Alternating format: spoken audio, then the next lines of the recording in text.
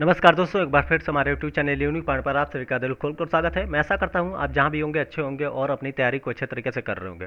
आप सभी को पता होगा कि डेली बेसिस पे कोई न कोई वैकेंसी निकलती रहती है जिसको लेकर हम अपडेट कर देते हैं। आज उसी प्रकार से एक नई अपडेट के साथ आप लोगों के सामने आए हैं।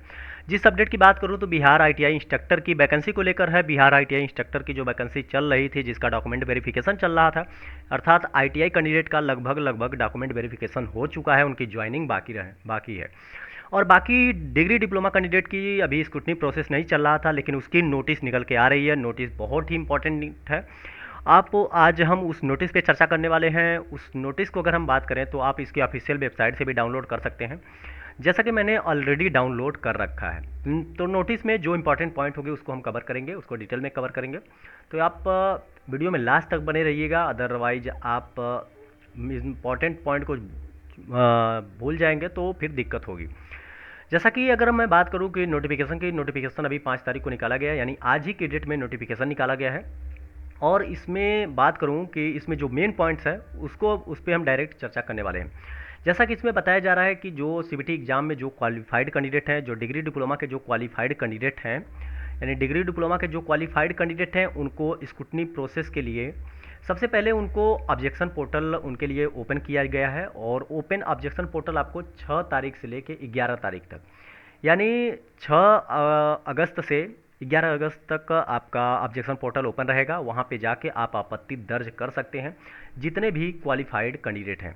क्वालिफाइड कैंडिडेट हैं उसमें रीज़न दिया हो गया होगा कि आपका किस रीजन, मतलब क्या रीजन है, कुछ गलती है। आप यहाँ पे देखें तो उसमें ऑब्जेक्शन में क्या पहले मेंशन किया गया है।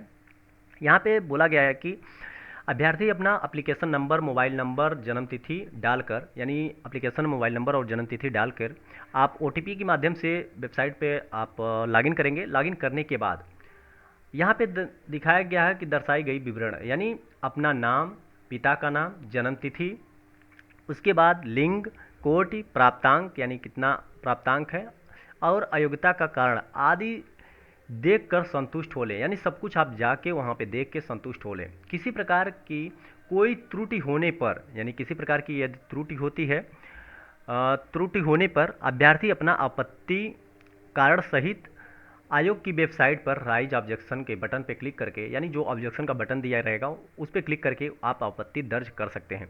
यानी नाम, पिता का नाम, जन्म तिथि और लिंग, कोटि, प्राप्तांक, अयोग्यता का कारण सब कुछ देख के आप संतुष्ट हो लें कि क्या प्रॉब्लम है। अगर किसी प्रकार की आपको लगता है कि नहीं आपत्ति दर्ज करनी चाहिए तो आप आपत्ति दर्ज कर सकते हैं।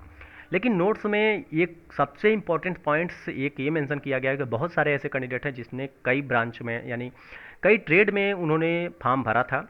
तो कई ट्रेड में जो कैंडिडेट फॉर्म भरे हैं और लगभग एक से अधिक ट्रेड में अगर वो क्वालिफाइड हैं, यानी एक से अधिक ट्रेड में यदि वो क्वालिफाइड हैं, तो उनके लिए एक निर्देश है। निर्देश क्या है कि उनको अगर उनके किसी नाम या किसी प्रकार की आपत्ति दर्ज करनी है तो उनको जिस जिस ट्रेड में वो आपत्ति दर्ज करेंगे उसी विज्ञापन का, उसी के अंतर्गत विचार पे किया जाएगा। ऐसा नहीं है कि आपने 5, सपोज दैट 5 ट्रेड में आपने भर दिया है और 5 ट्रेड में, और उसके बाद आप आपत्ति ओनली एक ट्रेड में अगर आप आपत्ति दर्ज कर रहे हैं तो केवल एक ट्रेड में ही देखा जाएगा, आपकी आपत्ति को एक ट्रेड के लिए स्वीकार किया जाएगा। तो यदि आप 5 ट्रेड में भरे हैं तो 5 ट्रेड में आपको अगर आपत्ति दर्ज करनी है तो आप जिस जिस ट्रेड में आपत्ति दर्ज करेंगे उस ट्रेड में आपका देखा जाएगा। उसके बाद यहाँ पे थोड़ा सा और पॉइंट दी गई है कि मेधा सूची में नीचे के वैसे अभ्यर्थी जिनके ऑनलाइन आवेदन का स्क्रूटनी आयोग द्वारा नहीं किया गया है, वैसे अभ्यर्थी आपत्ति दर्ज नहीं कर सकेंगे। केवल ऑनलाइन आवेदन में उनके द्वारा किए गए दावे के अनुसार ही विवरण प्रदर्शित रहेगी। यानी इसमें यह बताया गया है कि जो भी कैंडिडेट हैं मेधा क्रम में नीचे के वैसे अभ्यर्थी, यानी जो सूची है जिसमें नीचे के अभ्यर्थी जिनका स्क्रूटनी नहीं किया गया, ऑनलाइन स्क्रूटनी नहीं किया गया है, वो लोग नहीं कर सकते। यानी जिनको ऑप्शन खुलेगा, जिनका ऑप्शन खुलेगा ऑब्जेक्शन पोर्टल का, वही कर सकते हैं। और जिनका नहीं स्क्रूटनी प्रोसेस नहीं किया गया है, उनका ऑब्जेक्शन नहीं खुलेगा, तो वो लोग आपत्ति दर्ज नहीं कर सकेंगे। उसके बाद थोड़ा सा बात करें कि इसमें क्या क्या पॉइंट्स रखी गई है कि आप किस पे क्या क्या आपका जो डॉक्यूमेंट है कब से कब तक लिया जाएगा, ये सब दिया जाएगा। लेकिन एक चीज़ और मेंशन किया गया है कि जो आपका ऑनलाइन आपत्ति दर्ज होगी वो आपकी ऑनलाइन दर्ज होगी, यानी ईमेल या कोरियर के द्वारा आप आपत्ति दर्ज नहीं कर सकते, इस पर विचार नहीं किया जाएगा। और सबसे बड़ी बात यह है कि आपकी अनिवार्य योग्यता जो रहेगी, योग्यता का प्रमाण पत्र, अंक पत्र, अनिवार्य अनुभव प्रमाण पत्र नहीं रहने के कारण अयोग्य किया गया है। यानी कुछ कैंडिडेट ऐसे हैं जिनका प्रमाण पत्र, अंक प्रमाण पत्र, अनिवार्य अनुभव नहीं रहने पे उनको अयोग्य कर दिया गया है। फिर अगर सेकंड पॉइंट की बात करें तो कंडिका फर्स्ट में उसमें ये बताया गया है कि अगर आपका जो डिग्री डिप्लोमा है, 4 साल का डिग्री या फिर 3 साल का डिप्लोमा, यदि आप ऐसे स्थान से किए हैं जो मान्यता प्राप्त नहीं है, तो आपका अयोग्य माना गया है, अयोग्य कर दिया गया है। यानी जो कैंडिडेट ऐसे हैं जो बिना मान्यता प्राप्त वाले कॉलेज से किए हैं, उनको अयोग्य कर दिया गया है। उसके बाद अगर सभी प्रमाण पत्र, शैक्षणिक प्रमाण पत्र की बात कर लें तो ये आपका कार्यानुभव हेतु प्रमाण पत्र जो आपके 18/10/2023 तक निर्गत होने पर ही मान्य है। यानी 18/10/2023 तक यदि आपका हुआ है तभी मान्य किया गया है।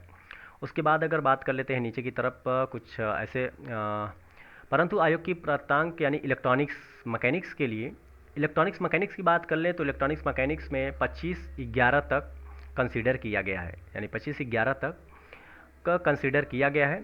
उसके बाद लेकिन अगर वहीं पे हम अनुभव कंडिका फर्स्ट सेकंड में अनुभव की जो बात कर लें, यानी जो अनिवार्य अनुभव की बात कर लेते हैं, अनुभव के अंतर्गत कार्यविधि की गणना जो है 19/9/2023 तक की गई है।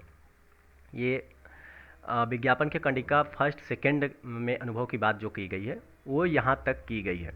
उसके बाद अगर बात कर लेते हैं जो आपका अनुभव प्रमाण पत्र है वो कुछ इस टाइप का अगर रहेगा तो उसको कंसीडर नहीं किया गया, जैसा जीएसटी से संबंधित है, बिहार शॉप या इस्टेब्लिश एक्ट के अंतर्गत तक का है, या फिर लाइसेंस, कॉन्ट्रैक्टर लाइसेंस ये सब से रिलेटेड है, या फिर आपका इफ़ो से ये से रिलेटेड है, तो आपका कंसीडर नहीं किया गया है। तो ये आपके कुछ इंपॉर्टेंट्स पॉइंट्स हुए। बाकी अगर आप पॉइंट्स पढ़ना चाहते हैं तो आप पढ़ सकते हैं जो भी है।